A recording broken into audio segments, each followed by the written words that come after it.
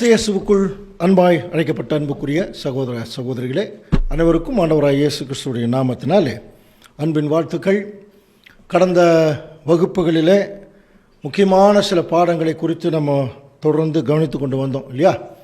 So ஒரு வித்தியாசமாக இந்த வகுப்பில் நம்ம என்ன பண்ண போகிறோம், ஒரு முக்கியமான பாடம். அன்புக்குரிய சகோதர சகோதரிகளே, இதுவரைக்கும் நம்ம பார்த்தது நம்முடைய பிதாவாகிய தேவனை குறித்தும் அவருடைய ஒரே பேரான குமாரனும் நம்முடைய அன்பு ரட்சகருமாய் இயேசு கிறிஸ்துவை குறித்தும், அவருடைய தெய்வீக திட்டங்கள், அதில் இருக்கக்கூடிய சாரம்சம், நமக்கு அதில் என்ன பங்கு என்பதை குறித்து நம்ம தொடர்ந்து சிந்திச்சுட்டு வந்தோம் இல்லையா? ஸோ இன்றைய தினத்தில் நம்ம பார்க்க போகிற சப்ஜெக்டினுடைய தலைப்பு நமது எதிராளியாகிய பிசாசானவன் அப்படிங்கிற ஒரு முக்கியமான ஒரு தலைப்பை நம்ம பார்க்க போகிறோம். சேட்டன் அவர் அட்வர்சரி அப்படிங்கிற ஒரு தலைப்பு. ஸோ இந்த பாடத்தை நம்ம ஏன் பார்க்கணும் கவனிச்சிங்கன்னா, அதாவது நம்ம சத்தியத்துக்குள்ளே வந்த காலம் அல்லது நம்ம கிறிஸ்தவர்களானதுக்கு பிறகு நமக்கு போதிக்கப்பட்ட முக்கியமான போதனை சாத்தான் அப்படின்னு ஒருத்தர் இருக்கான். அவன் தான் எல்லாவற்றையும் எல்லாரையும் ரொம்ப தவறுக்குள்ளே கொண்டு போகிறான், பாவம் செய்ய வைக்கிறான். அப்புறம் அதை நிமித்தம் வரக்கூடிய விளைவுகள் எல்லாம் நம்ம பார்த்துட்டு இருக்கிறோம் இல்லையா?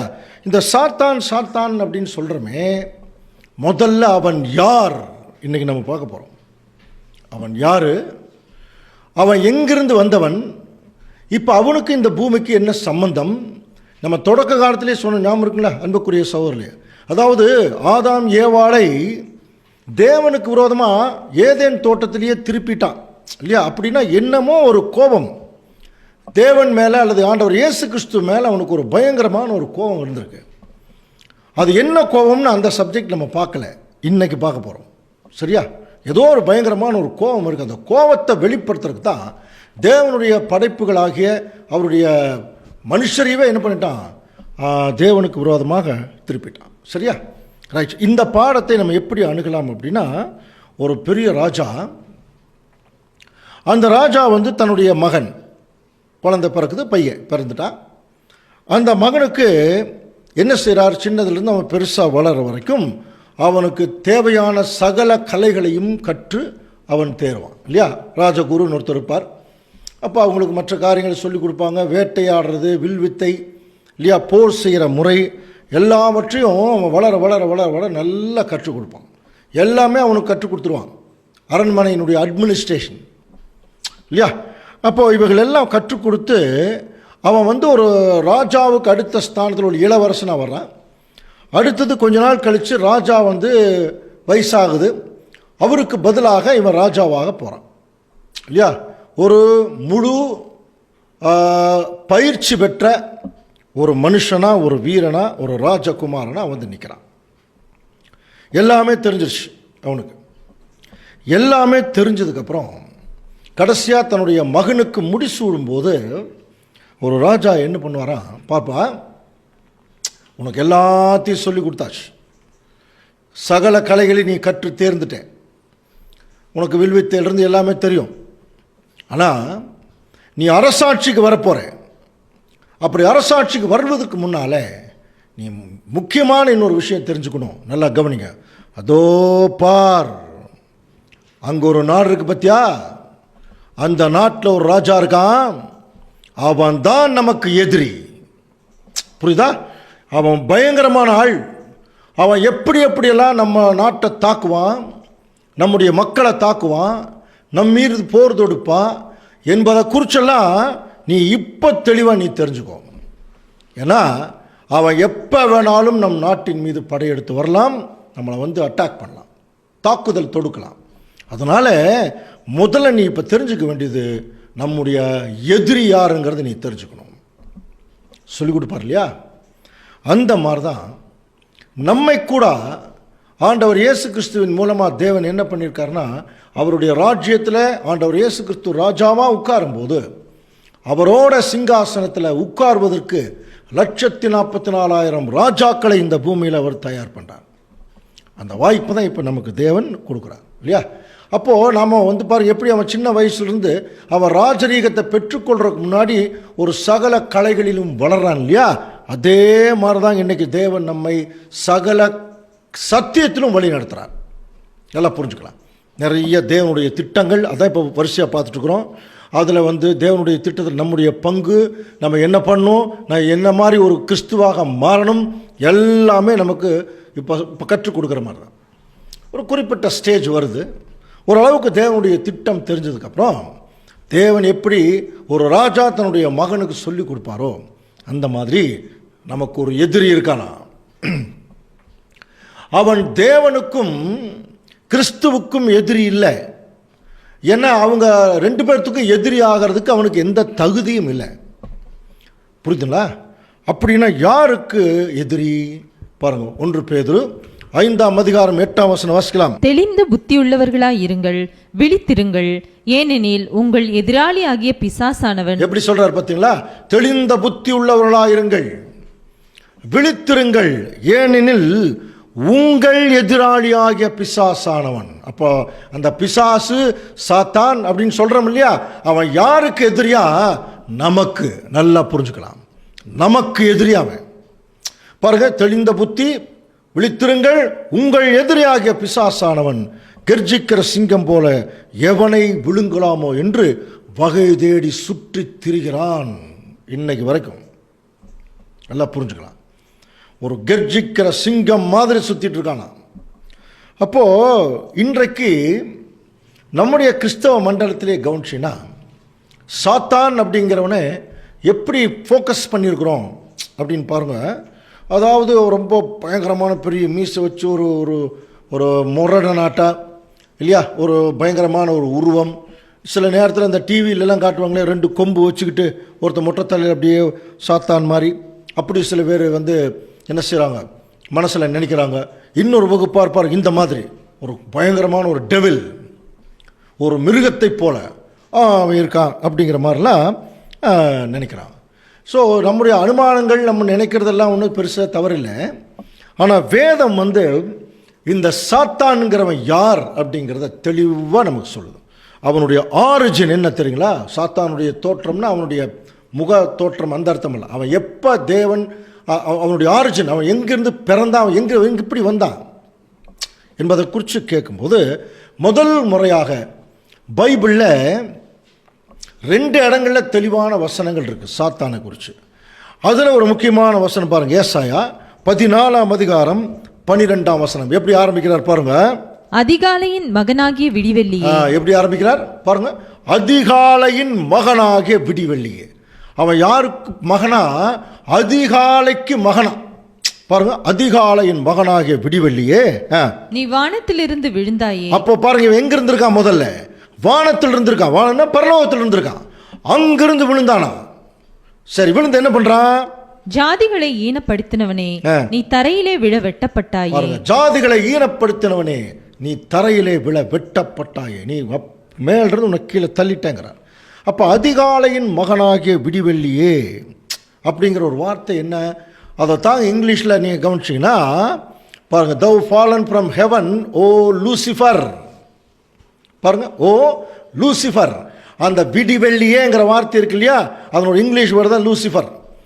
அடுத்தது அவன் யாருக்கு மகன்? Son of morning.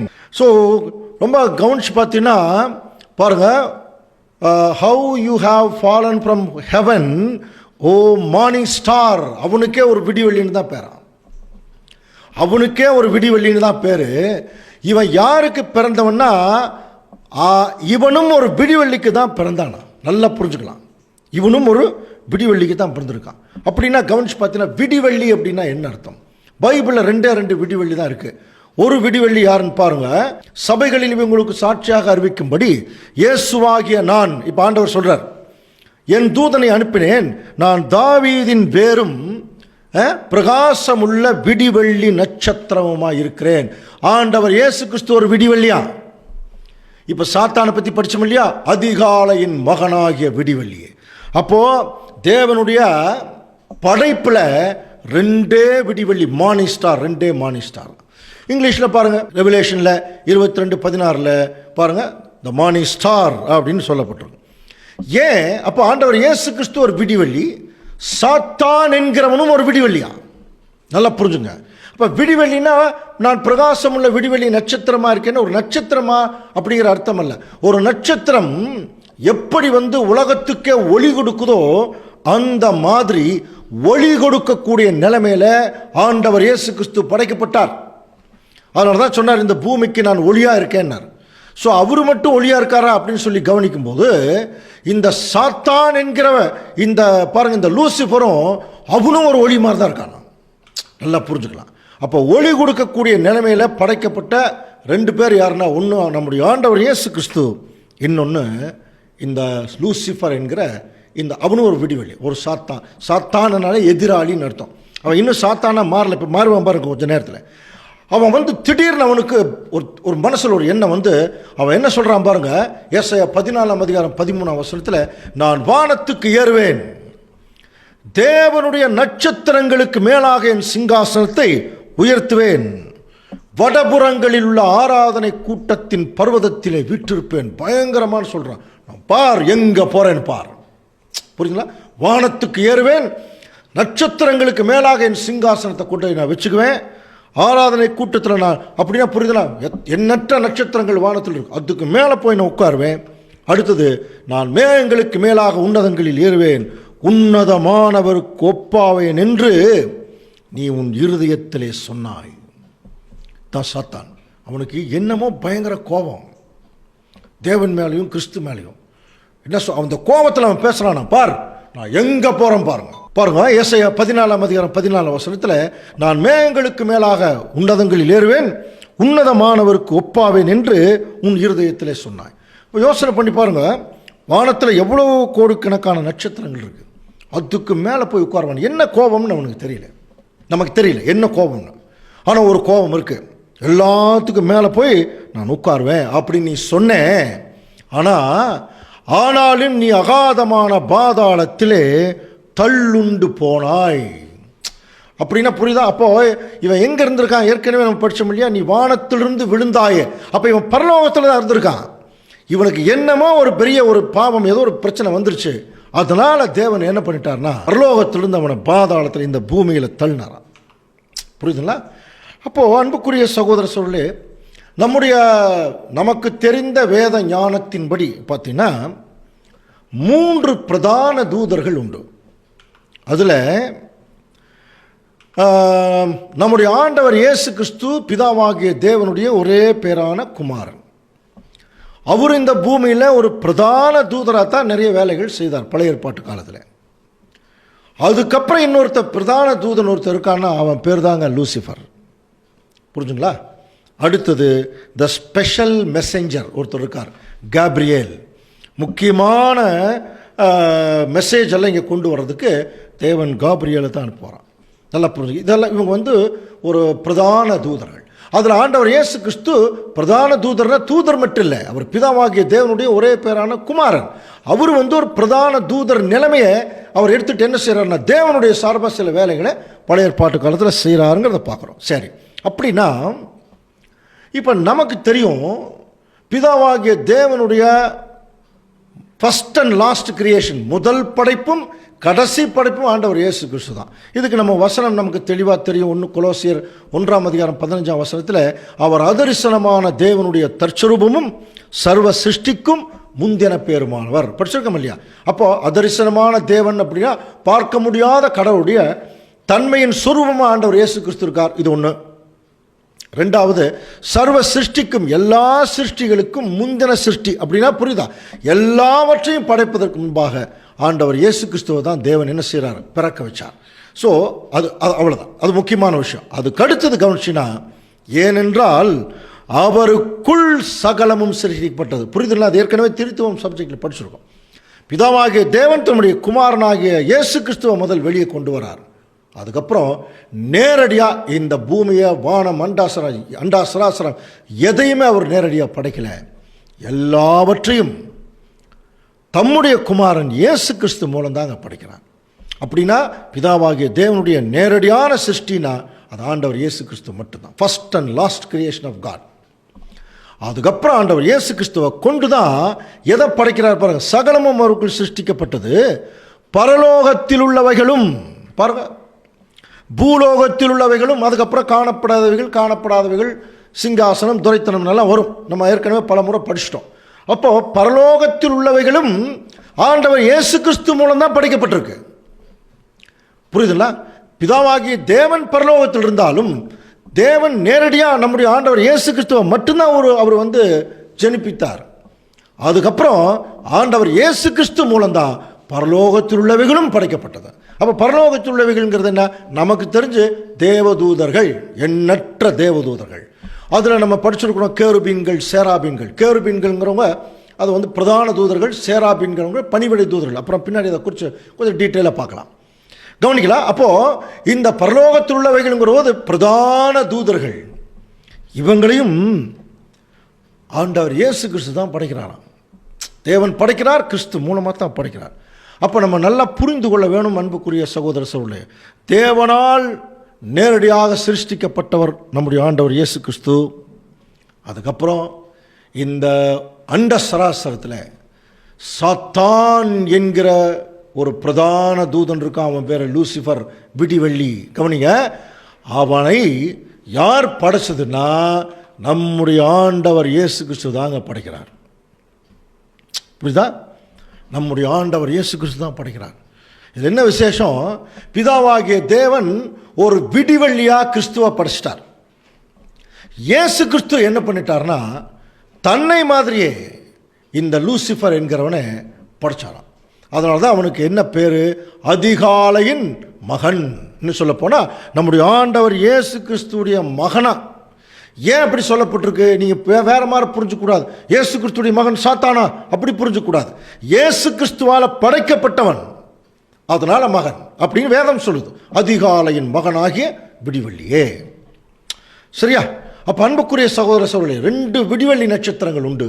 ஒன்று ஒளி கொடுக்கக்கூடிய நிலைமையில் படைக்கப்பட்டதில் பிதாவாகிய தேவன் தம்முடைய குமாரனை ஒரு விடிவெள்ளியாக படைத்தார். இயேசு கிறிஸ்து என்ன பண்ணிட்டார்னா தன்னை மாதிரியே இந்த சாத்தான் என்கிற லூசிஃபரை படைச்சிட்டார். இதுதான் பெரிய பிரச்சனை. இப்போ பாருங்க வரப்போகுது. அதனால யோசனை பண்ணி பாருங்க, இந்த வானங்கள் எல்லாத்தையும் படைக்கும் போது என்ன நடந்திருக்கு பாருங்க. இப்போ யோபு வந்து தேவன்கிட்ட ரொம்ப அதிகமாக பேசும்போது, அவருடைய பிரச்சனைகளை சொல்லும்போது யோபுவுக்கு தேவன் பதில் சொல்கிறார் இல்லையா? அந்த பதிலை கொஞ்சம் கவனிச்சின்னா யோபு 38ஆம் அதிகாரம் 4ஆம் வசனம் பாருங்க, வாசிக்கலாம். நான் பூமியை அஸ்திபாரப்படுத்துகிற போது நீ எங்கே இருந்தாய்? நீ அறிவாளி ஆனால் அதை அறிவி. நீ அறிவாளி ஆனால் அறிவி. அதற்கு அளவு குறித்தவர் யார்? அதன் மேல் நூற் போட்டவர் யார்? நீ அறிந்திருந்தால் சொல்லு. இது எதை குறித்து சொல்றார்? இந்த வானமண்டலம், இந்த பூமியெல்லாம் தேவன் டிசைன் பண்ற போது என்ன மாதிரி டிசைன் பண்றாருங்கிறத பத்தி சொல்றார். இதெல்லாம் நான் டிசைன் பண்ணி எங்க இருந்தேன். அடுத்த வசனம் வாசிக்கலாம். 6ஆம் வசனம். அதன் ஆதாரங்கள் எதின் மேல் போடப்பட்டது? பாருங்க, அந்த பூமிக்கு ஆதாரங்கள் எதின் மேல் போடப்பட்டது? அதன் கோடிக்கல்லை வைத்தவர் யார்? அதன் கோடிக்கல்லை, கோடிக்கல்லாம் தெரியும், அந்த கார்னர் ஸ்டோன்.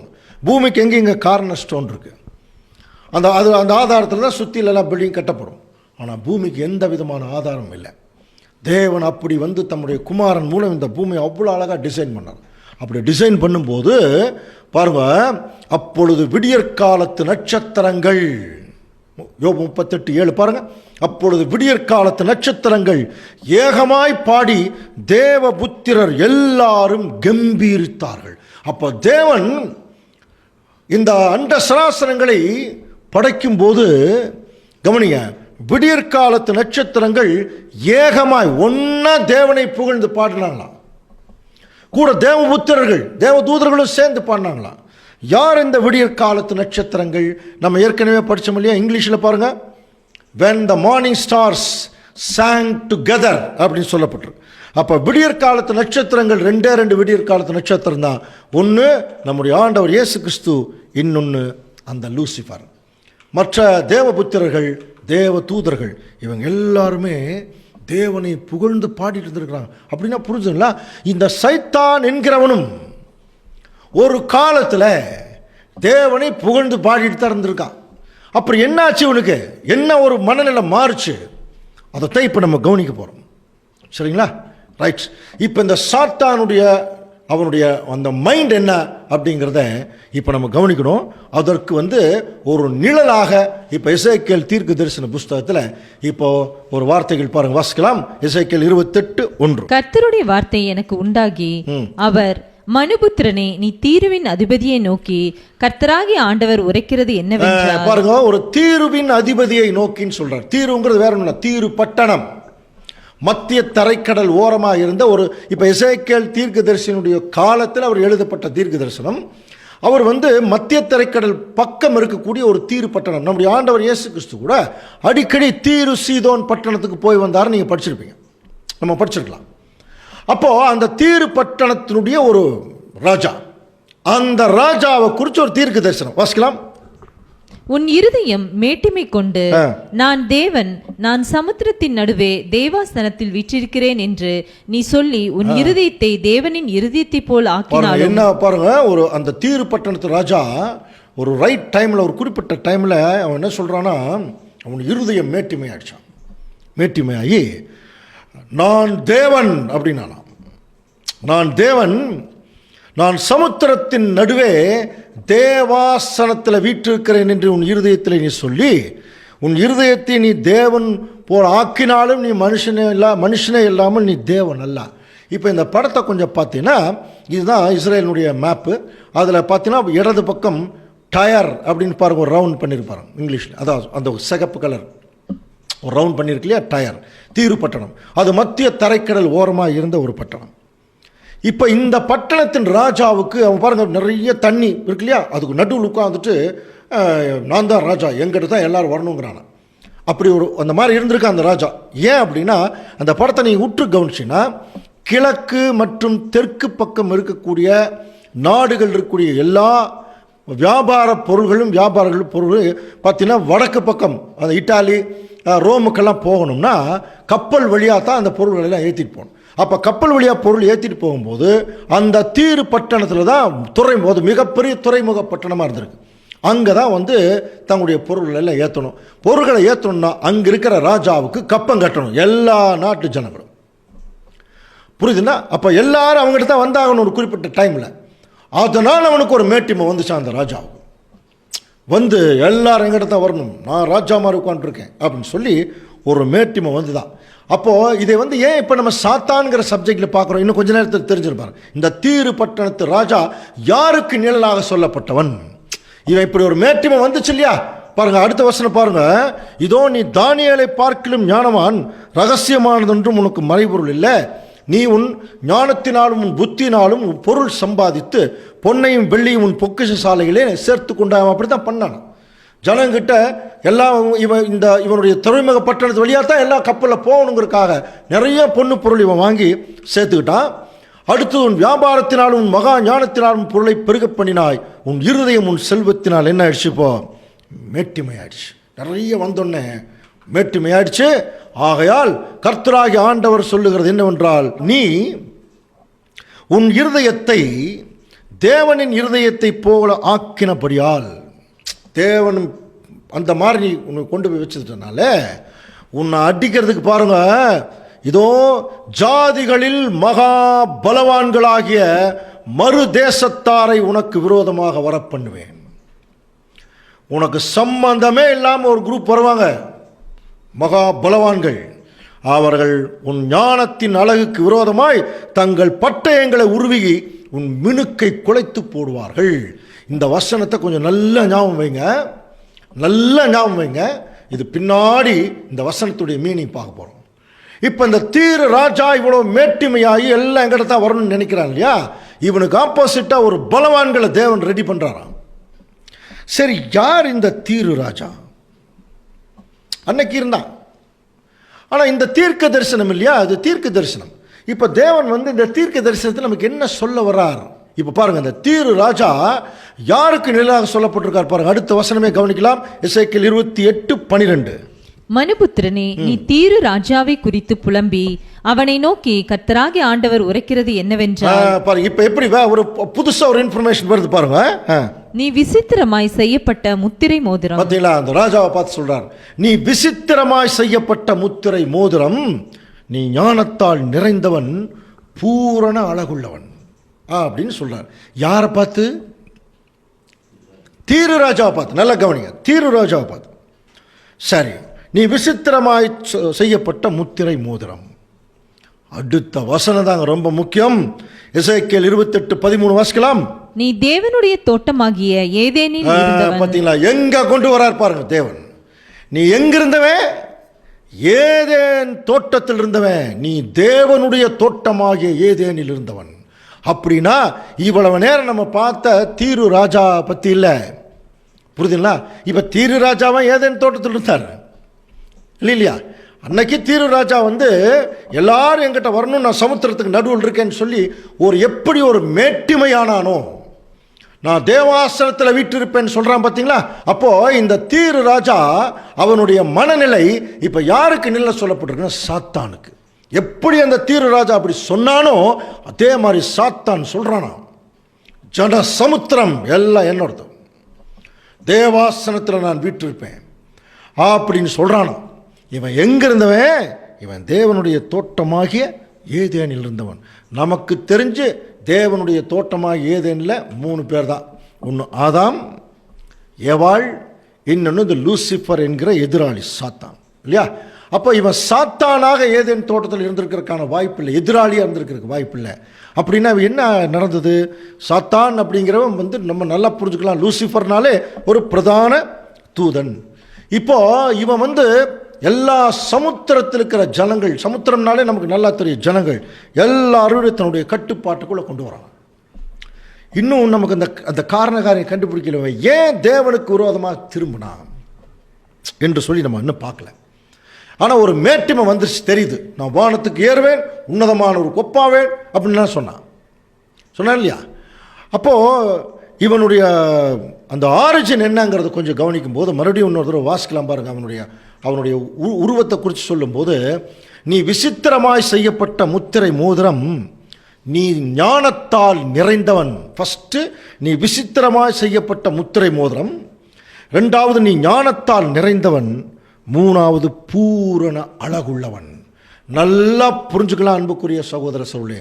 சாத்தானை நம்ம வேற மாதிரி நினைச்சுக்கிறோம், 2 கொம்புள்ளவன், பெரிய மீசை உள்ளவன் இல்லையா, 8 தலையுள்ளவன், அப்படியெல்லாம் அவன் பூரண அழகுள்ளவன். எல்லா கவர்ச்சியும் அவங்ககிட்ட தான் இருக்கு, எல்லாத்தையும் மயக்கிடுவானா.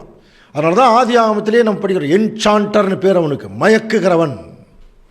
அந்த நாகாஷ் அப்படிங்கிற வார்த்தை இருக்கு இல்லையா, அதுதான் நம்ம ஏற்கனவே முதல்ல அந்த சப்ஜெக்ட்ல ஸ்ரீன் வித் சப்ஜெக்ட்லேயே பார்த்தோம்.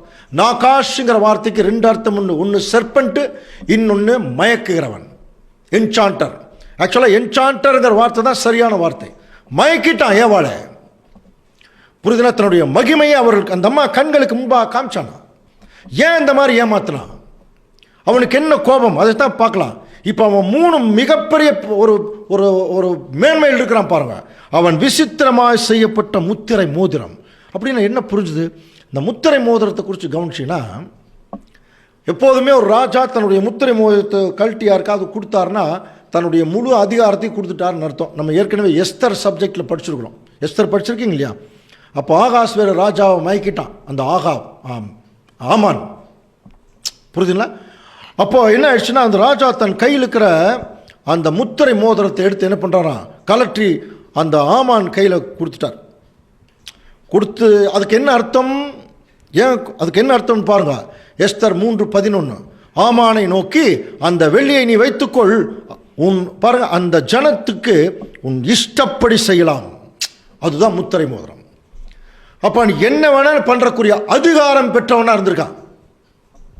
அதான் விசித்திரமாய் செய்யப்பட்ட முத்திரை மோதிரம். விசித்திரமாய் அப்படின்னாலே புரியுதுங்களா, ரொம்ப ஸ்பெஷலா. சாத்தான் என்கிற பிரதான தேவதூதனை ஆண்டவர் இயேசு கிறிஸ்து எப்படி படைச்சாராமா, பயங்கரமான ஒரு படைப்பாக அவனை படைச்சிருக்கார்.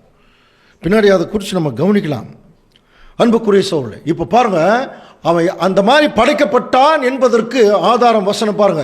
எசேக்கியேல் 28:13, நீ தேவனுடைய தோட்டமாகிய ஏதேனில் இருந்தவன், பத்மராகம், புஷ்பராகம், வைரம், படிகப்பச்சை, கோமேதகம், எஸ்பி, இந்திர நீலம், மரகதம், மாணிக்கம் முதலிய சகலவித ரத்தினங்களும் பொன்னும் உன்னை மூடிக்கொண்டிருந்தது. கவனிச்சு பாருங்க, 9 விதமான நவரத்தினங்கள் அவனை மூடிட்டு இருந்தான். இது எல்லாமே பார்த்தீங்கன்னா ரிஃப்ளெக்டிங் அதாவது ஸ்டோன்ஸ் சொல்லப்படுறது, புரியுதுங்களா?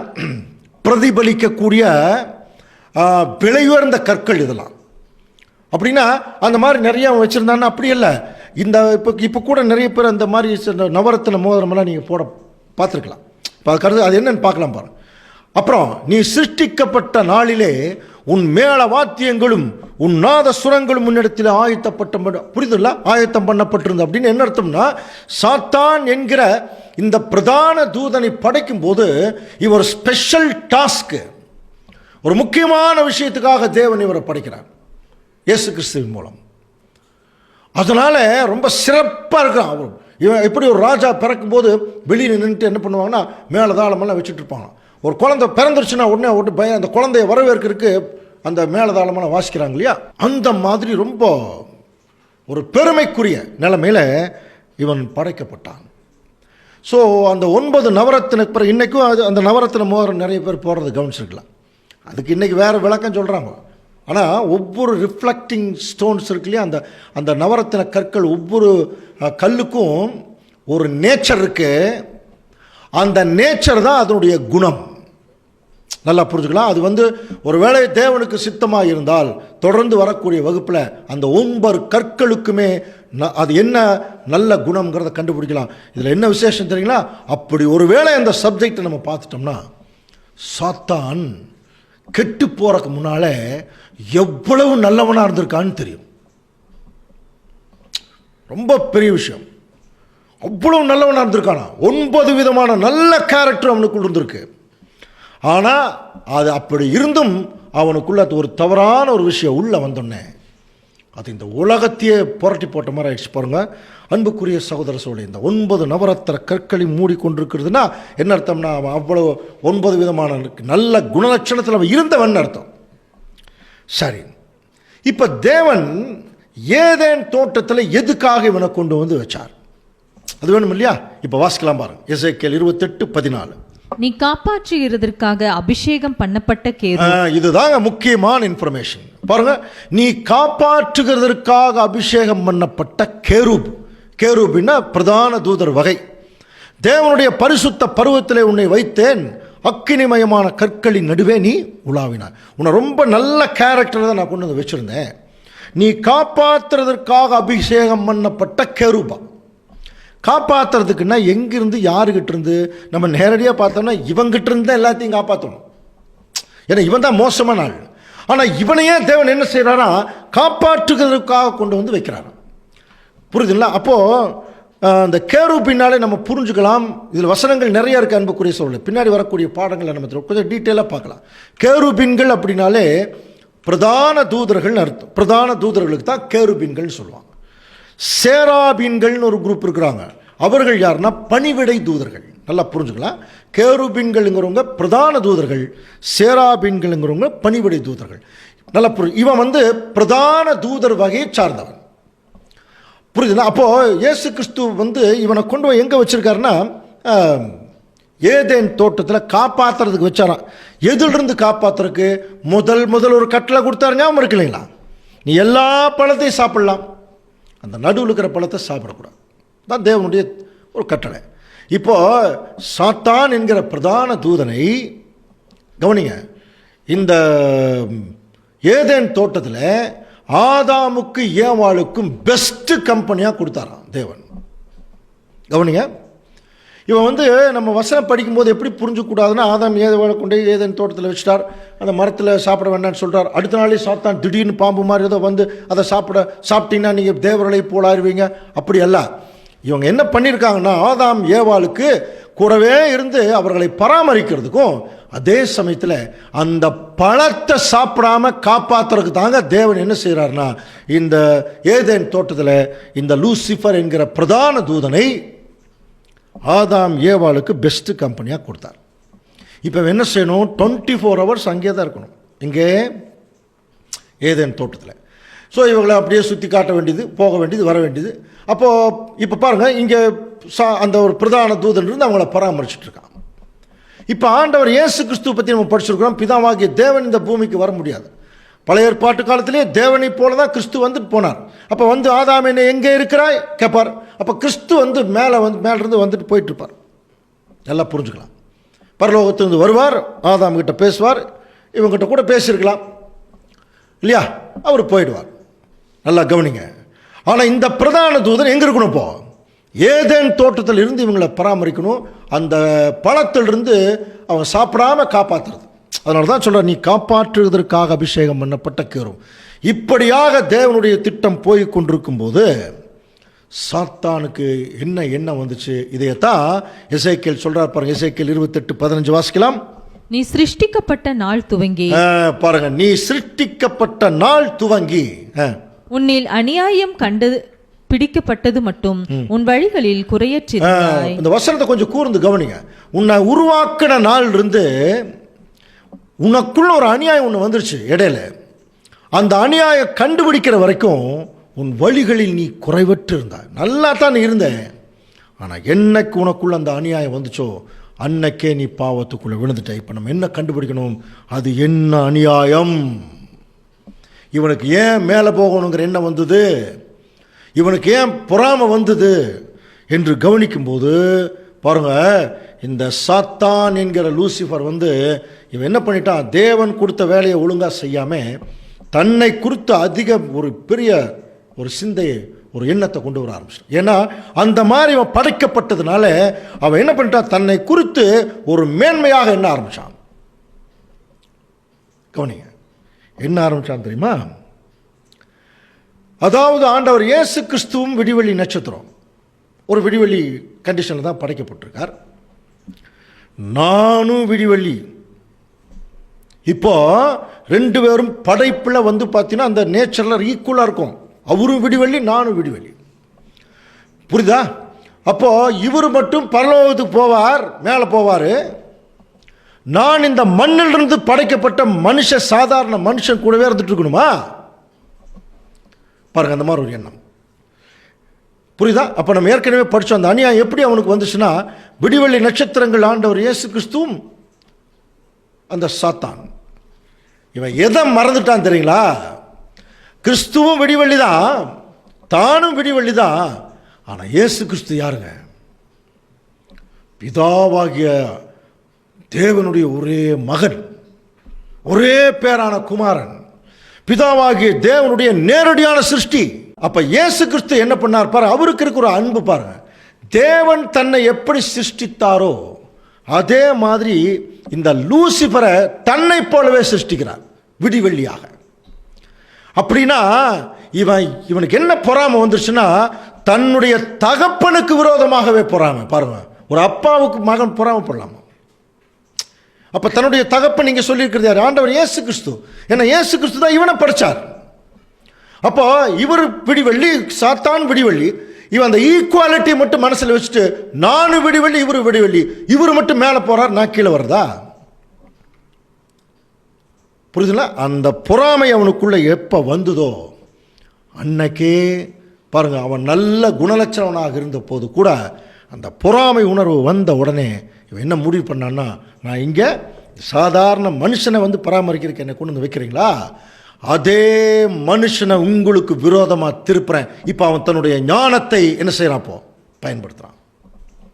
முதல்ல நீ விசித்திரமாக செய்யப்பட்ட முத்திரை மோதிரம் படிச்சோம் இல்லையா? அப்போ இந்த பூமியில் அவனுக்கு சில அதிகாரங்களை தேவன் கொடுத்து வச்சிருந்தார். அந்த அதிகாரத்தை தன்னுடைய ஞானத்தில் என்ன பண்ணுறான்னா தவறாக பயன்படுத்த பாருங்க பிரயோகிக்கிறான். முதல்ல ஆதாம் கிட்ட தான் போய் கேட்டான், பழத்தை சாப்பிடு. தீமோத்தேயுக்கு பவுல் எழுதுவார், ஆதாம் வஞ்சிக்கப்படவில்லை. அப்போ ஆதாம் நேரடியாக தேவன்கிட்ட கேட்டதுனால அவர் முடியாதுன்ட்டார். அப்போ உட்கார்ந்து யோசனை பண்ணுறான் பாருங்க, எப்படி ஆதாமை சாப்பிட வைக்கிறது. ஆதாமுடைய வீக்னஸ் என்ன? ஆதாமுடைய வீக்னஸ் ஏவாளை அதிகமாக நேசிட்டார் பார்க்குறாரு. அப்போ ஏவாளை சாப்பிட வச்சுட்டா ஆட்டோமேட்டிக்காக ஆதாம் உள்ளே வந்துடுவார் இல்லையா? பாருங்க, தன்னுடைய ஞானத்தை அவன் பயன்படுத்துகிறான்.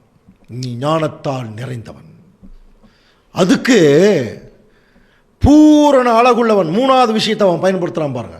ஏவாள் கிட்ட போகிறான், போய் நீங்கள் சாப்பிட்டீங்கன்னா தேவர்களை போல் ஆயிடுவீங்கிறது என்ன அர்த்தம் தெரியுமா? என்ன மாற ஆயிடுவீங்க.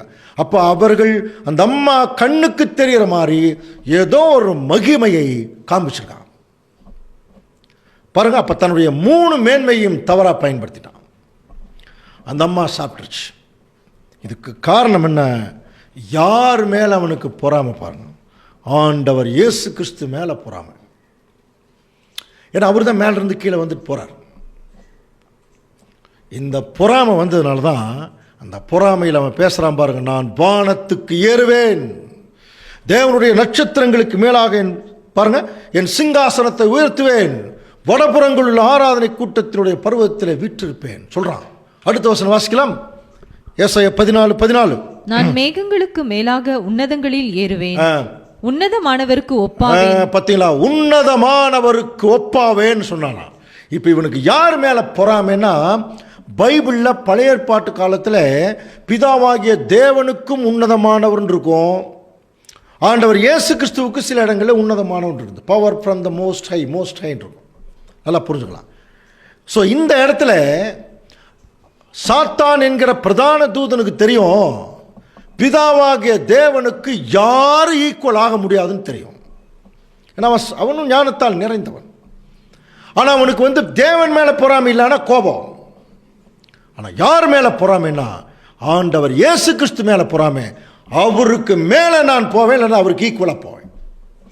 இது இப்படித்தான் இப்போ நான் சொல்கிற விஷயம், இதுதான் சத்தியம் அப்படிங்கிறத இன்னும் கொஞ்ச நேரத்தில் வசனத்தின் மூலம் நம்ம பார்க்க போகிறோம். ஆண்டவர் இயேசு கிறிஸ்து மேலே தான் இவனுக்கு பொறாமை, அவருக்கு மேலே போகணுங்கிற எண்ணம் வந்துச்சு அப்படிங்கிற விஷயத்தை இப்போ நம்ம பின்னாடி வரக்கூடிய வசனங்கள் நம்ம கவனிக்கலாம்.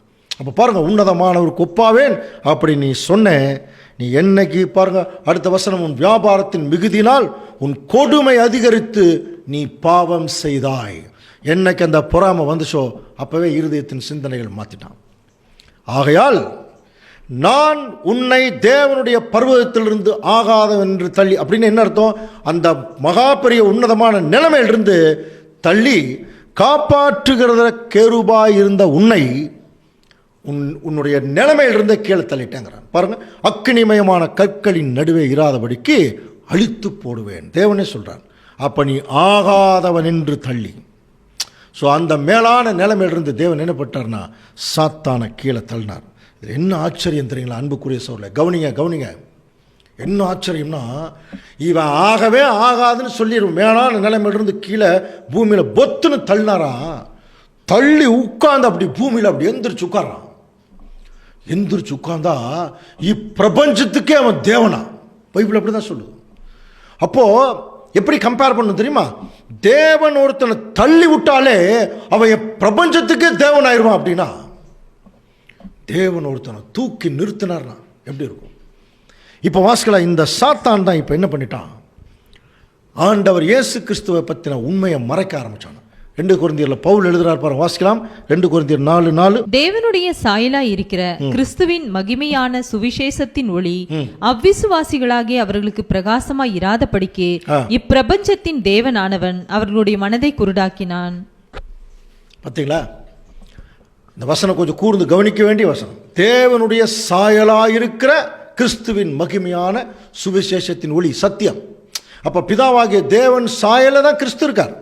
அவர் சொல்லக்கூடிய அந்த உண்மையான சத்தியத்தினுடைய ஒளியை அவிசுவாசிகளுக்கு பிரகாசமாக இராதபடி இப்பிரபஞ்சத்தின் தேவன், அப்போ இந்த பூமிக்கு அவன் தான் கடவுளான், பிரபஞ்சத்தின் 2ஆம் உலகத்துக்கு அவன் கடவுள்ங்கிறான். அந்த மாதிரி போயிட்டான், எல்லாருடைய மனதை குருடாக்கிட்டான். அன்புக்குரிய சகோதர சொல்லேன், கிறிஸ்தவர்களுடைய மனதையும் குருடாக்கி வச்சிருக்கான் பாருங்க. அதனால தான் அந்த உண்மையான தேவன் யாருன்னே தெரியாமல் மறைச்சிட்டான். ஆண்டவர் இயேசு கிறிஸ்து காலத்தில் பிதாவாகிய தேவனை முன்னிறுத்தி கிறிஸ்துவை மறைச்சாங்க. இப்போ இயேசு கிறிஸ்துவை முன்னிறுத்தி தேவனை மறைச்சிட்டாங்க. தான் சாத்தானுடைய வேலை. அப்போ இந்த உண்மையான சுவிசேஷத்தின் ஒளியை இன்னைக்கு வரைக்கும் மனக்கண்களை குருடாக்கிட்டாங்க, அறிவு கண்களை இல்லை. அறிவு இருக்கிறனால எல்லாரும் படித்து டாக்டர் இன்ஜினியர்லாம் ஆகிறாங்க. ஆனால் மனசை குருடாக்கிட்டான்னா பிளைண்ட்னஸ், ஒரு குருட்டு தன்மையை கொண்டு வந்துட்டான். நீங்கள் என்ன பைபிள் படித்தாலும் புரியாதுங்க. எவ்வளோ பெரிய வேத விற்பனர்கள் பெரிய பெரிய பாஸ்டர்களே படித்தாலும் சில நேரத்தில் புரியாதபடி ஆயிடுது. நல்லா புரிஞ்சுக்கலாம். அப்போது இது யார் பண்ணது? சாத்தான். அதனால தான் ஆண்டவர் இயேசு கிறிஸ்து முதல் வருகையிலே சொன்னார் பாருங்க, யோவான் 12:31, இப்பொழுதே இந்த உலகத்துக்கு நியாய தீர்ப்பு உண்டாகுது, இப்பொழுதே இந்த உலகத்தின் அதிபதி புறம்பாக தள்ளப்படுவான். அதே யோவான் 14:30, இனி நான் உங்களுடனே அதிகமாக நான் பேசுறதில்லை, இந்த உலகத்தின் அதிபதி வருகிறான், அவனுக்கு என்னிடத்தில் ஒரு பங்கும் இல்லை. ஸோ என்னைக்கு இவன் பாவம் செய்தானோ அன்னைக்கே அப்பாருங்க, அப்போ பரிபூர்ண நிலைமையில் படைக்கப்பட்ட, பாவமில்லாத நிலைமையில் படைக்கப்பட்ட அந்த ஆதாம் எவ்வளோ அழகாக வழி நடத்திட்டு போய் தேவனுக்கு மகிமையாக இவனும் நல்லா இருந்திருக்கலாம். ஆனால் அது தேவனுடைய திட்டம், அது வேற மாதிரி இருந்தது. கவனிச்சு பார்க்கலாம். அப்போது என்னைக்கு இவன் மேலிருந்து தேவன் கீழே தள்ளினாரோ அப்போவே அவனுக்கு கொடுத்த சாபம் நம்ம படிச்சிருக்கோம் இல்லையா? அந்த ஸ்திரீயினுடைய வித்து சப்ஜெக்டில் தேவனாய கர்த்தர் சர்ப்பத்தை பார்த்துன்னா என்சாண்டர், ஞாபகத்தில் வச்சுங்க, மயக்குகிறவனை பார்த்துன்னு அர்த்தம். நீ இதை செய்தபடியால் நீ எல்லா ஜீவராசிகளையும் நீ சபிக்கப்பட்டிருப்ப, நீ உன் வயிற்றினாலே நகர்ந்து உயிரோடு இருக்கும் நாளெல்லாம் மண்ணை தின்பாய்னா மண்ணை கவிட்டேன்னு அர்த்தம். பாம்பு இன்னைக்கு வரைக்கும் மண்ணை சாப்பிடல, அது புழு தான் சாப்பிடுது, ஏற்கனவே படிச்சிருக்கணும் இல்லையா? மண்ணை தின்பாய்ங்கிறது தீர்க்க தரிசன வசனம். இந்த மண்ணிலிருந்து எடுக்கப்பட்ட மனுஷனை வேணால் நீ என்ன வேணால் பண்ணலாம், நீ ஃபர்தராக பரலோகத்துக்கு போக முடியாது. பரலோகத்தில் இருக்கிறார்கள் எதுக்கு உனக்கும் சம்பந்தம் இல்லை. இது மாதிரி நிறைய தீர்க்க தரிசன வசனங்கள் இருக்கு. வாசிக்கலாம் பாருங்க. சங்கீதம் 72:9. வனாந்தரத்தார் அவருக்கு முன்பாக குனிந்து வணங்குவார்கள், அவருடைய சத்துருக்கள் மண்ணை நக்குவார்கள். அவருடைய சத்துருக்கள் மண்ணை நக்குவார்கள். அதே மீகான் 7:17 கூட பாம்பை போல மண்ணை நக்குவார்கள் அப்படின்னா புரியுதுல்ல, மண்ணை கவிட்டாங்கன்னு அர்த்தம். புரியுதா? அட்டர்லி டிஃபீட், அதாவது நீ தோத்துட்ட, நீ ஜெயிச்ச மாதிரி நினச்சிட்டு இருக்க, நீ தோத்துட்ட, அதான் மண்ணை கவருது. அப்புறம் அதே மாதிரி மண்ணை மட்டும்தான் நீ உன்னால் எதாவது பண்ண முடியும், மனுஷர்களை மட்டும்தான் உன்னால் எதாவது பண்ண முடியும், நீ ஃபர்தராக பரலோகத்துக்கு போக முடியாது. தேவன் அன்னைக்கு கீழே தள்ளினாராம். அதனால தான் அன்புக்குரிய சவுலை தொடர்ந்து கவனிச்சு பார்த்தீங்கன்னா ஆதாம் ஏவாளை ஏமாத்தினா, அதுக்கப்புறம் ஜெனரேஷன் முழுவதுமே அவனுடைய கண்ட்ரோலில் வந்துருச்சு. அதுக்கு என்ன காரணம்? அவனுக்கு இந்த பொறாமை என்னைக்கு வந்ததோ அப்போவே ஆசையும் இச்சைகளும் அவனுக்குள்ளே வர ஆரம்பிச்சது. ஆசை இச்சைகள். என்ன ஆசை வந்துதான் பாருங்க, நான் வானத்துக்கு ஏறுவேன், தேவனுடைய நட்சத்திரங்களுக்கு மேலாக உயர்த்துவேன் இல்லையா, உன்னதமானவருக்கு ஒப்பாவேன், எல்லாம் அவருக்கு மேலே போவேன்னு சொன்னான்.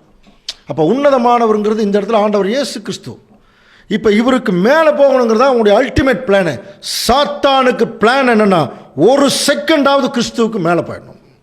அதான் பொறாமை. அவரு விடிவெளி, நானும் விடிவெளி, இவரு மட்டும் மேலே போயிட்டு வர்றார் இல்லையா? இது எங்கே தெரியுமா? அவன் தன்னுடைய அந்த ஒரு பொறாமை, அந்த வக்கிர புத்தியை எங்கே காமிச்சான்னு தெரியுங்களா? ஆண்டவர் இயேசு கிறிஸ்து ஞானஸ்தானம் எடுக்கிறார், அந்த சோதனை வருது இல்லையா? அப்ப சாத்தான் என்ன சொல்றான் பாருங்க. மத்தேயு 4:9 வாசிக்கலாம்.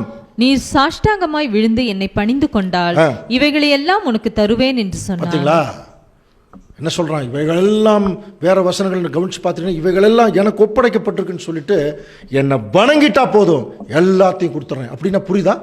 அப்போ உலக ராஜ்யங்கள் கூட அவனுக்கு பெருசு இல்லை, இயேசு கிறிஸ்துவ தன்னை வணங்கணும்.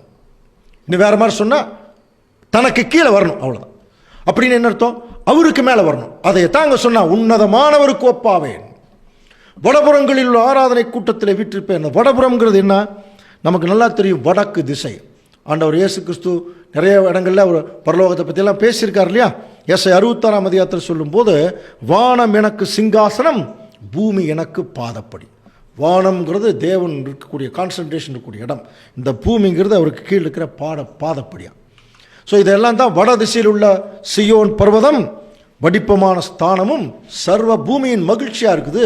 அது மகாராஜாவின் நகரம், பிதாவாகிய தேவன் கூடியிருக்கிற இடம். இவன் என்ன செய்யறான்? அங்கே தான் கிறிஸ்துவம் இருக்கார். இப்போ சாத்தான் என்ன செய்யறான்? நான் இங்கே இருக்க மாட்டேன், அதுக்கு மேலே போகிறேன் பார். அப்படின்னா என்ன தைரியம் இவனுக்கு? கொஞ்சம் கூட தெய்வ பயம் இல்லை. பார்த்தீங்களா என்ன காரணம் தெரியுங்களா? இவன் படைக்கப்பட்ட நிலைமையும் இவனுக்கு கொடுக்கப்பட்ட அதிகாரமும் தான். விசித்திரமாய் செய்யப்பட்ட முத்திரை மோதிரம், ஞானம் இருக்கு அவனுக்கு, அழகு, கவர்ச்சி, இதை மூணையும் மூலதனமாக வச்சுக்கிட்டு என்ன பண்ணுறான்? எல்லாத்துக்கும் மேலே போவேன். இன்னைக்கு வரைக்கும் மேலே போக முடியல. ஆனால் என்ன செய்கிறான்? அதை அவனால் ஜீரணிக்க முடியாமல் இந்த பூமியில் இருக்கிற சகல ஜனங்களையும், ஆதாம் ஏவாளிலிருந்து ஆரம்பித்து இன்னைக்கு வரைக்கும் நல்லா புரிஞ்சுக்கலாம், எல்லாரையும் தன்னுடைய கட்டுப்பாட்டுக்குள்ளே வச்சுருக்கான். என்ன மாதிரி ஜனங்களை பிரிச்சிருக்கான் பாருங்க. மத ரீதியாக, ஜாதி ரீதியாக, உணர்வு ரீதியாக, பொருளாதார ரீதியாக, எல்லாம் அங்கங்க நாடுகள் ரீதியாக தனித்தனியாக பிரித்து வச்சுருக்கான். எல்லாம் இந்த பூமியில் பயங்கர கஷ்டப்படுறாங்க. பாவத்தை டிசைனாக இந்த பூமியில் கொண்டு எல்லாரையும் அதை இச்சைக்கு உட்படுத்தி, நல்லா புரிஞ்சுக்கலாம், அந்த இச்சையை தீர்த்து கொள்வதற்கு தேவையான வசதி வாய்ப்புகளை செய்து தொடர்ந்து தன்னுடைய கட்டுப்பாட்டுக்குள்ளே வச்சுருக்கான் இந்த உலக ஜனங்களை. அதனால தான் அவனுடைய தந்திரத்தை பற்றி நம்ம படிக்கும்போது அவன் இந்த பூமியில் முதல் பயன்படுத்தின ஆயுதம் என்ன தெரியுங்களா? தேவனுடைய பிள்ளைகளை தன்னுடைய கட்டுப்பாட்டுக்குள்ளே கொண்டு வர்றதுக்கு. இதைத்தான் நம்முடைய இரட்சகர் முதல் வருகையில் இஸ்ரேல் ஜனங்களை குறித்து பேசினார். யோவான் 8:44 பெரிய வசனம் நம்ம படிச்சிருக்கிறோம். நீங்கள் உங்கள் பிதாவாகிய பிசாசினால் உண்டானவர்கள், உங்கள் பிதாவுடைய இச்சைகளின்படி செய்ய மனசாக இருக்கீங்க. அவன் ஆதி முதற்கொண்டு மனுஷ கொலைபாதகனாக இருக்கிறான். அவனுக்குள்ள சத்தியம் இல்லை, அவன் சத்தியத்தில் நிலநிற்கல, அவன் பொய்யனும் பொய்க்கு பிதாவுமா இருக்கான். அவன் பொய் பேசும்போது தன் சொந்தத்தில் தான் பேசுவான். அப்போது அவன் பயன்படுத்தின மிகப்பெரிய ஆயுதம் என்ன தெரியுங்களா? பொய். அதனால தான் ஆண்டவர் சொன்னார், சத்தியத்தை அறிவீர்கள், சத்தியம் உங்களை விடுதலையாக்கும். உமது வசனமே சத்தியம். தயவு செய்து ஞாபகத்தில் வச்சுங்க, வசனத்தை மட்டும்தாங்க பார்க்கணும், மற்ற எதையும் பார்த்துடக்கூடாது. வசனம் மட்டும்தான் உண்மை. சாத்தான் என்ன பண்ணுவான்னா வசனத்தை மறைச்சிருவானா, மற்றதெல்லாம் கொண்டு வந்து போதகத்தில் விட்டுருவான். இன்றைக்கி அப்படி தான் இன்றைக்கி நிறைய பேர் தவறான போதகத்துக்குள்ளே போயிட்டான். காரணம் என்ன தெரியுங்களா? அவன் எல்லா பக்கமும் தன் இன்ஃப்ளூயன்ஸ் வச்சுருக்கான். நம்ம யோபு புஸ்தகத்தில் படிக்கிறோம் இல்லையா? யோபு 1:6 ஒரு நாள் தேவபுத்திரர் கர்த்தருடைய சந்நிதியில் வந்து நின்ற போது சாத்தானும் அவர்கள் நடுவே வந்து நின்றான். கர்த்தருடைய சந்நிதியிலேன்னு சொல்றார். அப்போ தேவனுடைய கவனம் இருக்கக்கூடிய இடத்துலயே சாத்தானும் வந்து நிற்கிறானா. எதுக்கு வந்திருக்க அப்படின்னு கேட்கிறார். நீ எங்க இருந்து வர? சாத்தான் பிரதியுத்தரம் பேசலாம் பாருங்க எப்படின்னு. பூமி எங்கும் உலாவி அதில் சுற்றி திரிந்து வருகிறேன். இதைத்தானே பேதுரு எழுதினார். எவனை விழுங்கலாமோ என்று கர்ஜிக்கிற சிங்கம் போல சுற்றி திரிகிறான் இல்லையா? ஸோ இது ஆண்டவர் இயேசு கிறிஸ்துவுக்கு பிறகு இந்த பூமியில் இருக்கிற யாருனாலுமே இதை கவனிக்க முடியல. ஒரே ஒரு ஊழியக்காரன் சொன்னாராம் மிக தைரியமா. அப்போஸ்தலனாகிய பவுல் 2 கொரிந்தியர் 2:11 வாசிக்கலாம் பாருங்க. சாத்தானாலே நாம் மோசம் போகாத படிக்கு அப்படி செய்தேன். அவனுடைய தந்திரங்கள் நமக்கு தெரியாதவைகள். தந்திரங்கள் நமக்கு தெரியாததல்லவே. அப்போ சாத்தான் நம்மளை மந்திரம் கொண்டு மயக்கிறவன் இல்லை, தந்திரத்தினால மயக்கிறவன். அவனுடைய தந்திரம் நிறைய பைபிளில் அப்படி தான் தந்திரத்தில் தான் நிறைய ஜனங்களை மயக்கி வச்சுருக்கான். அது மட்டும் இல்லை, அவன் என்ன செய்கிறான்னா வசனத்தை எடுத்து போட்டுருவானா தேவனுடைய பிள்ளைகள் மத்தியில். மார்க் 4:15 பாருங்கள். வசனத்தை கேட்ட உடனே சாத்தான் என்ன செய்கிறான்? அவர்கள் இருதயங்களில் விதைக்கப்பட்ட வசனத்தை என்ன பண்ணுவான்? எடுத்து போடுகிறான். இந்த வழி அருகே விதைக்கப்பட்ட விதையை பற்றிலாம் படிக்கிறோம் இல்லையா? பாருங்கள், ஆதாம்கிட்ட அதானே பண்ணார். ஆதாம்கிட்ட தேவன் ஒரு வசனம் சொல்கிறார், இந்த பழத்தை சாப்பிடாத, சாப்பிடும் நாளில் சாகவே சாவாய். அந்த வசனத்தை எடுத்துட்டான் பாருங்க ஏவாள் கிட்ட இருந்து இல்லையா? அப்போ தேவனுடைய பிள்ளைகள் வசனத்திலே நல்ல கூர்ந்து கவனிச்சுட்டு இருக்கணும். சாத்தான் என்ன செய்வானா இந்த வசனத்தை நம்ம கிட்ட இருந்து எடுத்துருவான். இந்த மாதிரி சத்தியங்கள் நீங்கள் கேட்குறீங்க இல்லையா? நிறைய பேர் தவறான போதர்களை என்ன பண்ணிடுவாங்க தெரியுமா? இதை கேட்காதீங்கன்றுவாங்க. சைத்தான் இவர்கள் மூலமாக கூட வேலை செய்யலாம். அந்த வசனத்தை கேட்டுறாதீங்க, வசனத்தை கேளுங்க, அது உண்மையாக இருந்தால் ஏற்றுங்க, அவ்வளோதான். நல்லா புரிஞ்சுக்கலாம். அது மட்டும் இல்லை பாருங்க, வழியருகே விதைக்கப்பட்ட விதையை பற்றி இன்னொரு வசனம் சொல்லும்போது லூக்கா 8:12 வாசிக்கலாம். வழியருகே விதைக்கப்பட்டவர்கள் வசனத்தை கேட்கிறவர்களா இருக்கிறார்கள். அவர்கள் விசுவாசித்து ரட்சிக்கப்படாத படிக்கு பிசாசானவன் வந்து வசனத்தை அவர்கள் பிசாசானவன் வசனத்தை என்ன பண்ணிடுவானா? அவன் எடுத்து போட்டுருவான். இது மட்டும் இல்லை அன்புக்குரிய சகோதரர்களே, வசனத்தை எடுத்து போடுறது மட்டும் இல்லை, நம்ம 3 அறுவடைகள் சப்ஜெக்டில் படித்தோம் இல்லையா? நல்ல விதையை ஆண்டவர் இயேசு கிறிஸ்து விதைக்கிறார். அதே விதைக்குள்ளே பாருங்கள், மனுஷர் நித்திரை பண்ணுகையில் அவனுடைய சத்துரு கோதுமைக்குள் எதை விதைச்சானா? களைகளை விதைத்து விட்டு போனான். பயிரானது வளர்ந்து கதிர் விட்ட போது களைகளும் காணப்படுது. இன்றைக்கி முழுவதும் களைகள் தான், எக்கச்சக்கமான களைகள். நல்ல மணிகள் மத்தியில் களைகளை விதைக்கிறான். நல்ல மணிகள் யாரு? ராஜ்யத்தின் புத்திரர், உண்மையான தேவனுடைய பிள்ளைகள், உண்மையை சொல்கிறவங்க, அதில் கஷ்டப்படுறவங்க, அவமானப்படுறவங்க. இவர்கள் மத்தியில் தவறான போதர்களை கொண்டு வந்து வச்சுருவாங்க. ஆனால் இன்னைக்கு கலைகள் தான் ஜாஸ்தியாக இருக்கிற மாதிரி தவறான போதர்கள் தான் ஜாஸ்தி. இது அப்போஸ்தலனாகிய பவுல் அன்னைக்கே சொன்னார். அது ஒன்றும் ஆச்சரியம் இல்லை. சாத்தானும் ஒளியினுடைய வேஷத்தை தரித்துக் கொள்வானே. கவனிங்க, ரொம்ப முக்கியமான வசனம், நல்லா கவனிக்கலாம். ஒளியினுடைய வேஷத்தை தரித்துக் கொள்வானா? யார் ஒளி? யார் ஒளிங்க?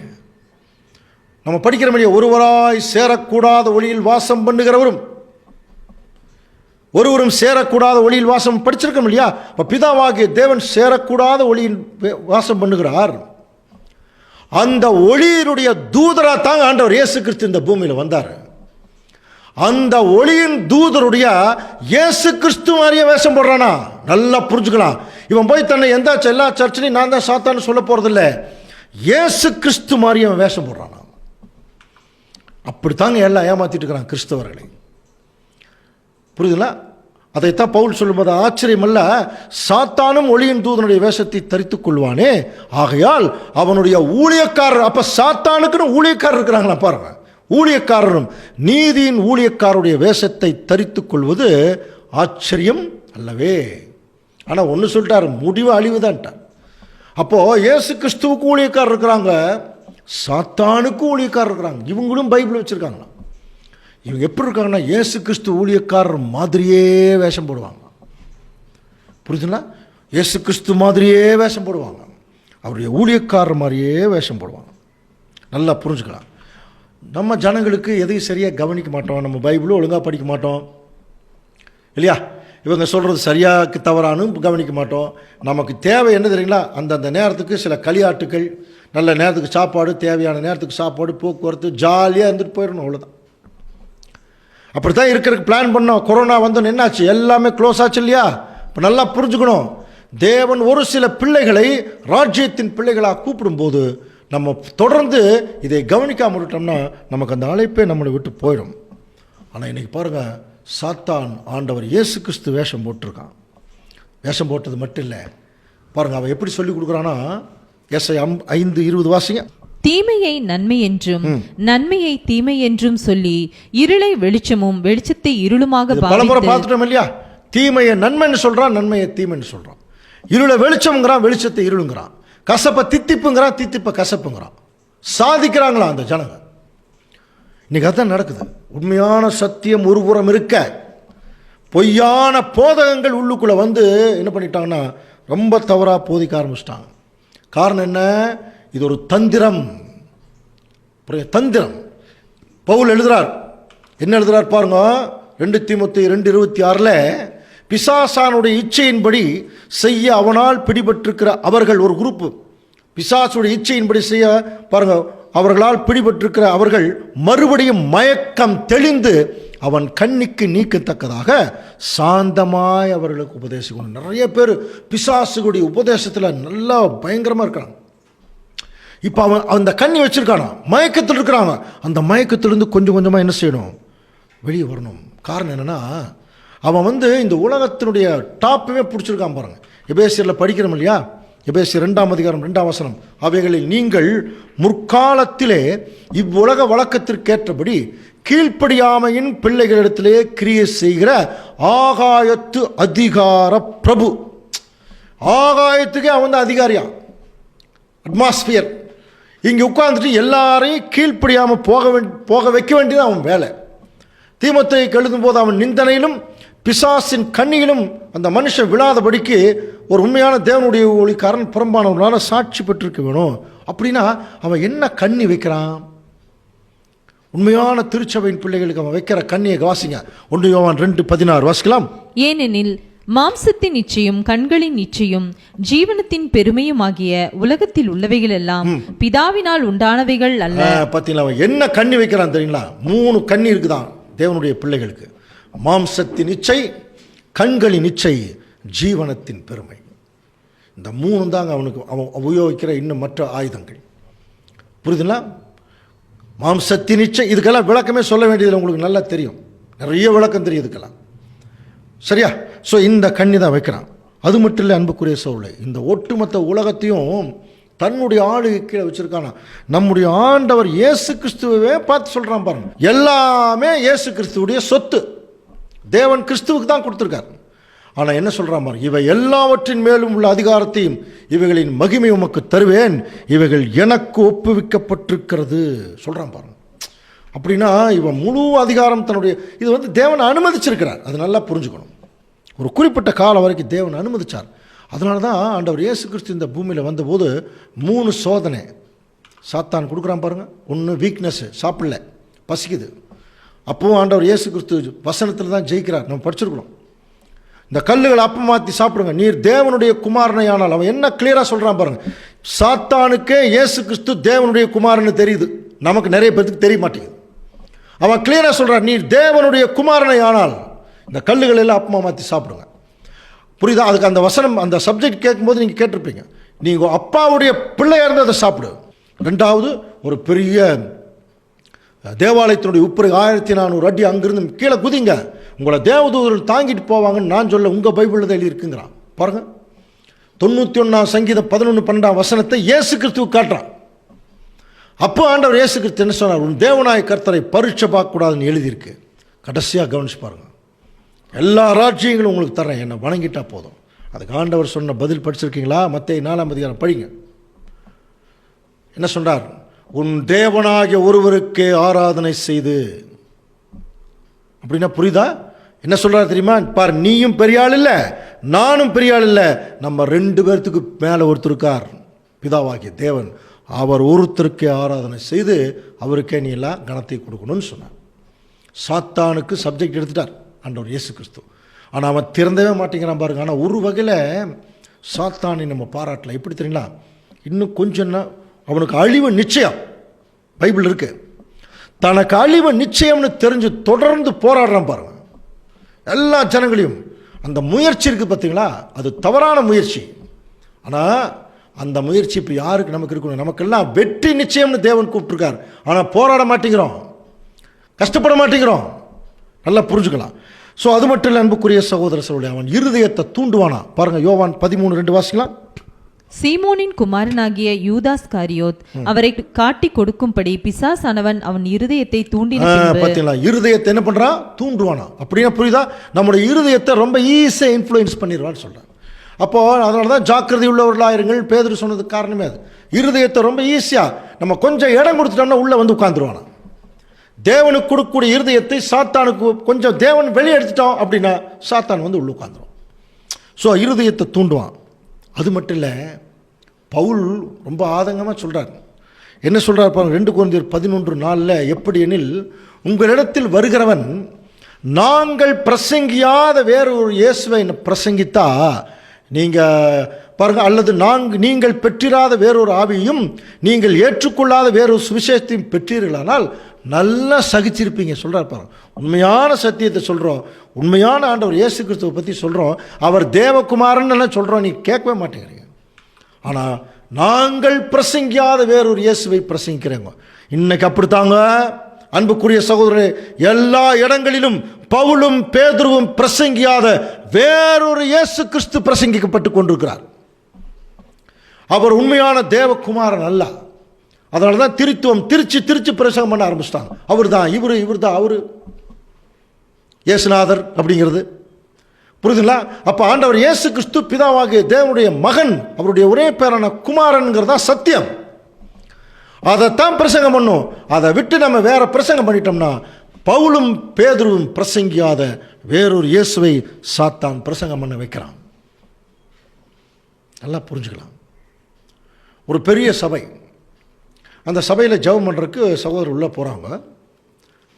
அப்போது அங்கே பயங்கரமான சண்டை நடக்குது. ஜாதி பேரை திட்டிட்டு சண்டை நடக்குது. அப்போது ஒருத்தர் மற்ற ரிலிஜனில் இருக்கிற ஒரு அன்பு சகோதரர் வரார். அவரை வந்து ஜெபம் பண்ணுறதுக்காக கூட்டிகிட்டு போகிறோம். இயேசு கிறிஸ்து இருந்தால் அங்கே அன்பும் சமாதானம் தான் இருக்கும்னு நீங்கள் சொன்னீங்க அப்படின்னார். ஆனால் அங்கே என்ன நடந்துட்டுருக்கு? பைபிளில் மாம்சத்தின் கிரியில் படிக்கிறோம் இல்லையா? பொறாமைகள், கொலைகள், வெறிகள், சண்டைகள், பிரிவினைகள், மார்க்க பேதங்கள், இதெல்லாமே வந்து நம்ம பைபிள் வச்சிருக்கிறவங்ககிட்டே இருந்துருச்சுன்னா அப்போ அங்கே வந்து சாத்தான் தான் இருக்கிறான். இயேசு கிறிஸ்து இருக்கிற வாய்ப்பு இல்லை இல்லையா?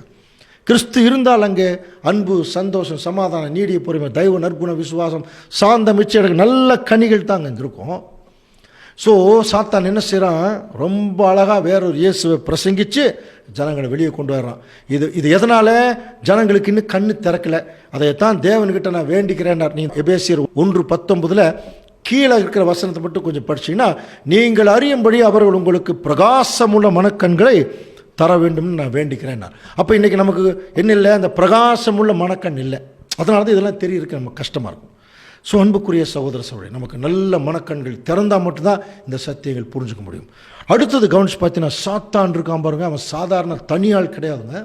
அவனுக்கு ஒரு பெரிய ஃபேமிலி இருக்கான், ஒரு பெரிய குடும்பம். அந்த குடும்பத்துக்கு இவன் தலைவன். அப்போ இவனுடைய ஹெட் ஆஃபீஸ் எங்கே இருக்குன்னு இந்த அட்மாஸ்பியர். அதனால தான் எபேசியர் 2ஆம் அதிகாரத்தில் படிக்கிறோம் இல்லையா, நீங்கள் முற்காலத்திலே இவ்வுலகத்திற்கு வழக்கத்திற்கேற்றபடி கீழ்ப்படியாமையின் பிள்ளைகளிடத்தில் கிரியை செய்கிற ஆகாயத்து அதிகார பிரபு. ஸோ அப்போ அவனுடைய ஹெட் ஆஃபீஸ் எங்கே இருக்குது அப்படின்னா பாருங்கள், இந்த ஆகாயத்தில் தான் இருக்கான். அப்போ அந்த ஹெட் ஆஃபீஸ் இருக்குது, அவனுக்கு கீழே ஒரு பெரிய ஃபேமிலி இருக்குது. கொஞ்சம் சொல்லுங்க பார்க்கலாம், சாத்தானுக்கு ஒரு ஃபேமிலி இருக்கா? இருக்குது.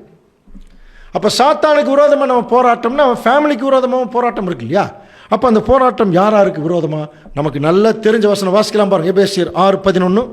நீங்கள் பிசாசின் தந்திரங்களோடே எதிர்த்து நிற்க திராணி உள்ளவர்களாகும்படி தேவனுடைய சர்வாயுத வர்க்கத்தையும் தரித்துக் கொள்ளுங்கள். தேவனுடைய சர்வாயுத வர்க்கத்தை தரித்துக் கொள்ளுங்கள்.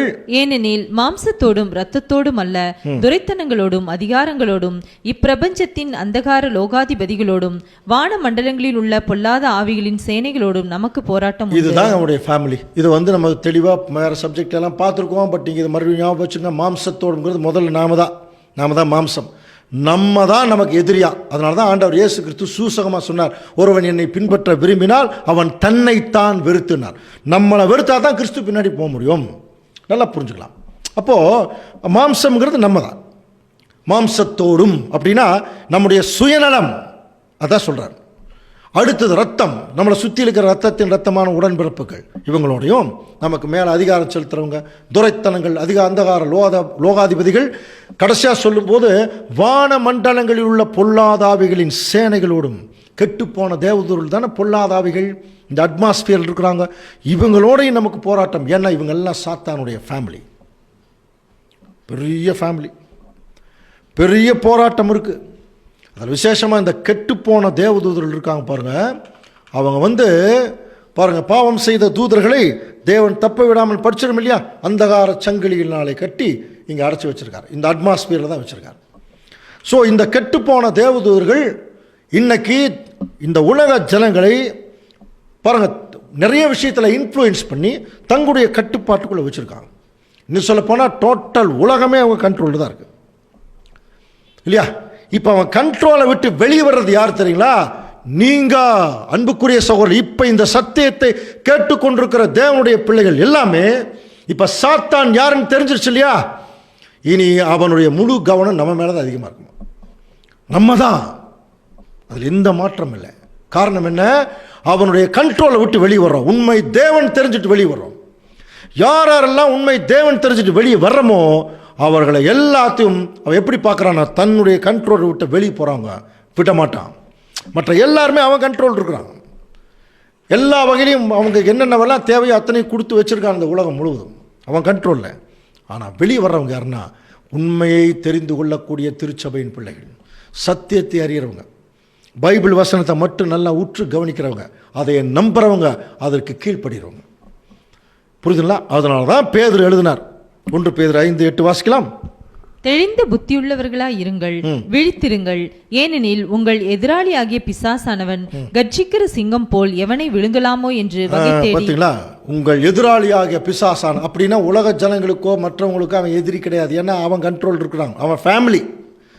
புரியுதுங்களா? இப்போ நம்ம அந்த ஃபேமிலி விட்டு வெளியே வந்தாச்சு, நம்ம எதிரி, நமக்கு அவன் எதிரி. எவனை விழுங்கலாம்னா புரியுதா? அப்படியே முழுங்கிடுவானா, செயல்படப்படாமல் கட்டுப்படுத்திடுவான், சுற்றி திரிஞ்சிட்ருக்கிறான். சரிங்களா? இப்போது சிங்கம் மாதிரி இருக்கானே, இப்போ இவனுக்கு பயந்து ஓடுறதா, இல்லை இவன் வாய்க்கிட்டே போகிறதா, அல்லது என்ன பண்ணுறது? நமக்கு தேவன் சொல்லி கொடுத்துருக்கார் பாருங்க. யாக்கோபு என்ன எழுதுறார் வாசிக்கலாம், யாக்கோபு 4:7 வாசிங்க. ஆகையால் தேவனுக்கு கீழ்ப்படிந்திருங்கள். இப்போ சொல்கிறார் பாருங்க, இப்போ நீ யாருக்கு கீழ்ப்படினோம்? தேவனுக்கு கீழ்ப்படிந்திருங்கள். பிசாசுக்கு எதிர்த்து நில்லுங்கள். பார்த்தீங்களா? பிசாசுக்கு எதிர்த்து நில்லுங்கள், அவன் உங்களை விட்டு ஓடி போவான். ஒரு க்ளூ கொடுத்துட்டார். பிசாசோட காம்ப்ரமைஸ் பண்ணினா உங்களை அடிமைப்படுத்திடுவான். எப்படி? மனதிலேயே தனியாக முன்னாடி பிசு புசுன்னு பிசாசெல்லாம் காட்ட மாட்டான். கவர்ச்சி, நம்மளை சுற்றி கவர்ச்சி, அழகு, எல்லாத்தையும் முன்னாடி கொண்டு வந்து நிறுத்துவான். அப்படியே நம்ம மயங்கிடுவோம், ஏவாள் மயங்கின மாதிரி. அதைத்தானே பவுல் எழுதினார், 2 கொரிந்தியரில் படிக்கிறோம் இல்லையா? சாத்தான் ஏவாளை வஞ்சித்தது போல உங்கள் மனதும் கிறிஸ்துவை பற்றின உண்மையிலிருந்து கெடுக்கப்படுமோ என்று பயந்திருக்கிறேன். 2 கொரிந்தியரில் பவுல் எழுதுறார். கவனிச்சு பாருங்க. அப்போ எதுக்கும் பயப்படாத பவுல் இதுக்கு தான் பயப்படுறாரு. மயக்கிடுவானா, திருச்சபையின் பிள்ளைகளே மயக்கிடுவானா, தெரிந்து கொள்ளப்பட்டவர்களே கீழே போயிடுவாங்கிறார். அப்போ அன்புக்குரிய சகோதர சொல்லுடைய, அப்போ தேவனுடைய பிள்ளைகள் என்ன செய்யணும்? சாத்தானுடைய விஷயத்தை கண்டுபிடிச்சிட்டோம். அவன் எதுலாம் மயக்கிறான், வசனத்தை எடுத்து போட்டுறான், இருதயத்தை இன்ஃப்ளூயன்ஸ் பண்ணுறான், ஆசையை தூண்டுறான், இச்சைகளை தூண்டுறான், இதெல்லாம் நமக்கு தெரிஞ்சிருச்சு இல்லையா? இப்போ வேத வசனம் நமக்குள் இருக்கும்போது அந்த மாதிரி எண்ணங்கள் வரும்போது அந்த எண்ணங்களை வேத வசனத்தை உள்ள கொடுத்து இந்த எண்ணங்களை வெளியே தள்ளும். இது ஒரு கடினமான ப்ராக்டிஸ், வேற வழி இல்லை. ஏன் அப்படின்னா நம்ம தொடர்ந்து பாவத்திலே இருந்துட்டோம், அதில் ப்ராக்டிஸ் பண்ணிட்டோம். இப்போ இதில் ப்ராக்டிஸ் பண்ணணும். இந்த எண்ணங்களை முதல் வெளியே தரணும். இருதயத்தின் நினைவுகள் தான் வாய் பேசும். என்ன நினைக்கிற மாதிரி தானே செய்வோம். அப்போ எங்கே மிஸ்டேக்? ஃபஸ்ட்டு இருதயம், அங்கே தான் மிஸ்டேக்கு. அந்த இருதயத்தில் முதல் வசனங்கள் இருந்ததுன்னா அதுக்கு கீழ்ப்படிவோம், வசனம் இல்லாமல் வேற இருந்துச்சுன்னா அதுக்கு கீழ்ப்படிவோம். சாத்தான் என்ன செய்வான்? மெயினாக வசனத்தை தூக்கி வெளியே எடுத்துருவான், மற்றதெல்லாம் கொண்டு வந்து உள்ளே வைப்பான். அப்போ நம்ம என்ன செய்வோம்? அவனுக்கு கீழ்ப்படிஞ்சு போயிடும். பைபிள் சொல்லுது, எதிர்த்து நில்லுங்க. அந்த மாதிரி ஒரு சிந்தனை வந்தாலே சிந்தனைக்கு எதிர்த்து நில்லுங்க. சில பேர் சொல்லுவாங்க தெரியுமா, எனக்கே என் மேலே கோபமாக இருக்குது, ஏன்டா அப்படி பேசணும், அதுக்கப்புறம் உணர்வு. அப்போ அந்த பேசும்போது சாத்தான் இன்ஃப்ளூயன்ஸ் பண்ணிடுறான். அதுக்கப்புறம் பார்த்தீங்கன்னா எனக்கே என் மேலே பயங்கர கோபமாக வருது, ஆனால் நம்மளை அடிக்க முடியாதே, இன்னொருத்தர் தான் அடிச்சிருவோம். ஏன்னா நம்மளை நேசிக்கிறோம் இல்லையா? ஸோ இந்த மாதிரி ஒரு சூழ்நிலைகள்லாம் சாத்தான் கொண்டு வந்து என்ன செய்வான்? நம்மளை கொண்டு வந்து நடு சந்தில் நிறுத்திடுவான். அதனால தான் சொல்கிறார், நீ எந்த காரணத்தை கொண்டும் சாத்தானுடைய சிந்தனைகளுக்கும் சாத்தானுடைய போதனைகளுக்கும் சாத்தானுடைய குணலட்சணங்களுக்கும் நம்ம காம்ப்ரமைஸ் ஆகிடக்கூடாது, எதிர்த்து தான் நிற்கணும். எதிர்த்துன்னா ஓடிடுவானா? அந்த ப்ராக்டிஸ் எத்தனை பேருக்கு இருக்குது? இப்போ நம்ம அந்த ப்ராக்டிஸ்க்குள்ளே வரலாம் அன்புக்குரிய சூழல். அது மட்டும் இல்லை, இந்த தீரு ராஜாவை பற்றி படித்தோம் இல்லையா, அது சாத்தானுக்கு எல்லாம் சொல்லப்பட்ட அந்த தீரு ராஜாவை அழிக்கிறதுக்கு தேவன் வேற ஒரு குரூப்பை ரெடி பண்ணுறான். பாருங்கள், அந்த குரூப் யார்? எசேக்கியேல் 28:7 பாருங்கள். இதோ ஜாதிகளில் மகா பலவான்களாகிய மறு தேசத்தாரை உனக்கு விரோதமாய் வர பண்ணுவேன். ஒரு குரூப் ரெடியாக இருக்காங்களா சாத்தானை குலைக்கிறதுக்கு? அவர்கள் உன் ஞானத்தின் அழகுக்கு விரோதமாய் தங்கள் பட்டயங்களை உருவி அவங்க கையில் என்ன வச்சுருப்பாங்களா? நான் சொல்கிறது கவனிங்க. அவனுக்கு விரோதமாய் அவனை அழிக்கிறதுக்கு பட்டயம் வச்சுருக்காங்களா? இப்போ உங்களுக்கு புரியும் நினைக்கிறேன். இவங்க யாருங்கிறத அடுத்த வகுப்பில் இன்னும் கொஞ்சம் டீட்டெயிலாக நம்ம பார்க்கலாம் அன்புக்குரிய சூழலை. இப்போ இது வரைக்கும் நம்ம என்ன பார்த்துருக்குறோம்? சாத்தான், எதிராளியாகிய சாத்தான் என்கிற பாடத்தினுடைய ஃபஸ்ட்டு பார்ட் பார்த்துருக்கோம். நீ அடுத்த வகுப்பில் என்ன பார்க்க போகிறோம்? அவனுடைய உருவம் எப்படி இருக்குன்னே பார்க்க போகிறோம். தொடர்ந்து சிந்திக்கலாம். தேவன் தாமே இந்த வசனங்களை நமக்கு ஆசீர்வாதமாக்கி தருவாராக. ஆமாம்.